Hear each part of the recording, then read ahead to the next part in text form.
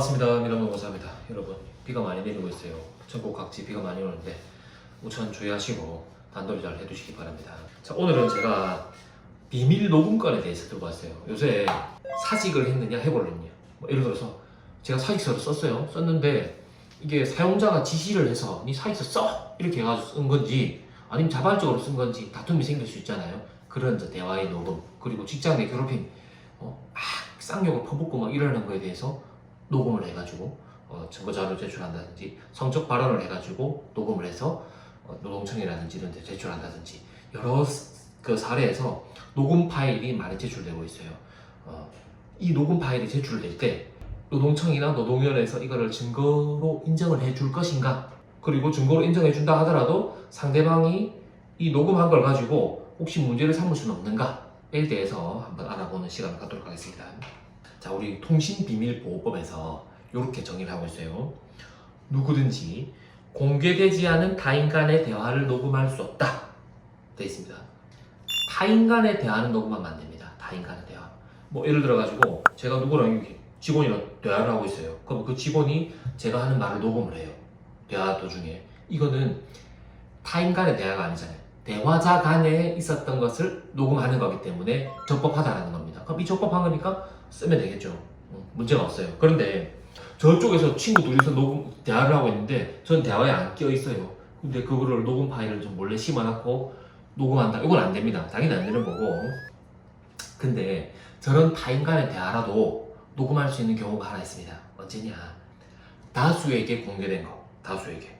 연설, 강연, 텔레비 프로, 이거 다 공개가 되잖아요. 다수에게 공개되는 거는 제가 대화에 안 껴있어도 녹음을 하는 거는 문제가 없다. 근데 최근에 엄청 유명한 사건이 있었지 않습니까? 그 주땡땡씨 관련돼 가지고 사건에서 부모가 학생한테 녹음기를 이렇게 보내가지고 학교 수업 중에 녹음을 한 사건이 있었습니다. 그럼 이 녹음 파일의 내용을 증거 자료로 쓸 수 있냐가 이슈가 됐어요. 일단 그 녹음한 주체는 부모가 녹음을 했습니다. 그런데 부모는 그 대화에 안 껴 있어요. 수업 대화에 안 껴 있습니다. 그러면은 타인 간의 대화예요. 타인 간의 대화인데 그 수업에서는 사람이 많잖아요. 한 20명 넘게 있겠죠. 그럼 이 수업 중에 있었던 발언을 공개된 걸로 봐야 되느냐, 아닌 걸로 봐야 되느냐. 대법원에서는 이 사건에서 공개되지 않은 발언이라고 했습니다. 공개되지 않은 발언. 그래서 그 녹음 파일은 증거로 쓸 수가 없어요. 그렇겠죠? 그런데 법원에서 이거의 증거 능력 인정해줬습니다. 왜냐? 이 사건에서 위법 행위가 있었는지를 확인할 수 있는 방법은 녹음밖에 없다라고 생각했다는 거죠.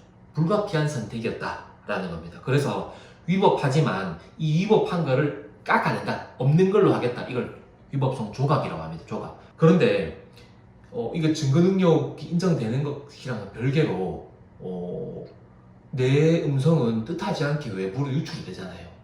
제 음성은. 그래서 음성이 유출된 사람 입장에서는 우리 헌법 10조에 이렇게 있습니다. 행복을 추구할 권리가 있다. 이게 유출되면 내 행복이 침해되는 거예요. 음성권이라는 게 있는데 음성권을 침해받았다고 해서 민사소송을 제기를 할 수 있습니다. 민사소송.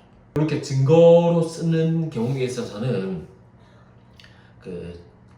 녹음의 정당한 목적이 있고 녹음을 할 이익이 있는 경우에, 그리고 이익이 녹음이 상당한 범위 내에서 이루어져서 허용 가능하다. 사회통념상 저 정도 녹음할 수 있지, 이러는 것들은 손해배상을 안 해준다는 겁니다.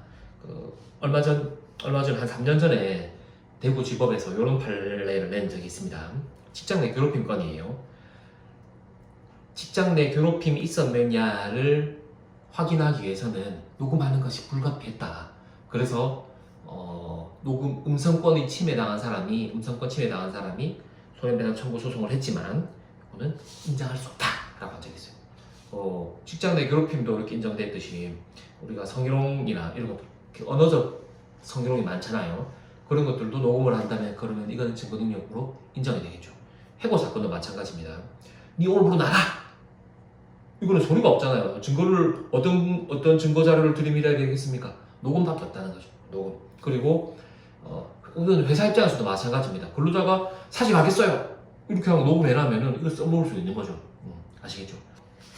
이 녹음 파일은 어떤 식으로 그 노동청이나 노동위원회에 제출해야 되냐, 법적으로 제한은 없지만은 음성 파일을 제출을 하면은 들어보기가 힘들잖아요. 그래서 속기사한테 속기를 떠달라 해가지고 속기사 도장을 찍고 제출해도 되고, 본인이 직접 타이핑을 해서 제출해야 됩니다. 근데 본인이 타이핑하는 거는 녹음 파일이랑 동일해야겠죠. 조작을 한다거나 임의로 안 들리는데 들리는 것처럼 쓴다든지 하는 거는 안 됩니다. 그리고 속기사한테 만약에 맡겨서 속기록을 받았어요. 요거 공증을 받아야 됩니까? 물어봅니다. 물어보는데 그냥 속기사 도장으로 끝이에요. 따로 공증은 안 받아도 됩니다. 녹음 파일이 많이 길어요. 2시간짜리다. 2시간짜리 다 제출해야 되느냐? 그럴 필요는 없습니다. 사실 자기가 필요한 부분만 잘라서 부분 발췌를 제출하셔도 된다. 우리 바둑이나 카드랑 똑같아요. 이렇게 펜을 들고 있다가 내가 가진 펜을 다 깔 필요가 없다는 겁니다. 그 부분 알아두시고, 우리가 녹음을 할 때 하나 더 챙겨야 될 게 이겁니다. 회사에서 녹음 금지 규정이 있는데 네가 녹음을 했네? 라는 이유로 징계를 할 수 있다는 겁니다. 그게 정당한 목적이 있었다 하더라도 일단 우리 직장 동료들 간에 편하게 말할 수 있는 분위기를 해쳤다. 이렇게 충분히 얘기할 수 있겠죠. 징계 수위는 그 녹음의 횟수라든지 어느 상황에서 녹음을 했느냐 라든지 녹음을 왜 했느냐 이런 걸 종합적으로 봐가지고 할 수 있겠습니다. 이 녹음을 진짜 수백 건 한 근로자 건을 맡은 적이 있어요. 이 사람을 녹음을 했다는 이유로 해고를 한 게 아니라 회사의 경영상 어려움이 있어가지고 대상자를 이렇게 선정하는 과정 중에 회사 그런 직장 질서를 침해하고, 그리고 동료 간의 인하를 깨트리고 신뢰를 깨트렸다는 이유로 이 사람이 선정이 돼가지고 내보낸 적이 있는데, 대상자 선정은 적법하다고 나왔어요. 적법하다고 나왔는데 회사의 경영상 어려움이 과연 있었느냐 부분에서 그렇지 않다라고 나와서 소송에서 이겼습니다. 결국에는 이 사람은 적법하게 해고가 됐었는데, 아무튼 너무 과하게 녹음을 하게 되면은 징계 사유가 될 수도 있고 해고 대상으로 선정이 될 수도 있다 라는 거 알아두셔야 됩니다.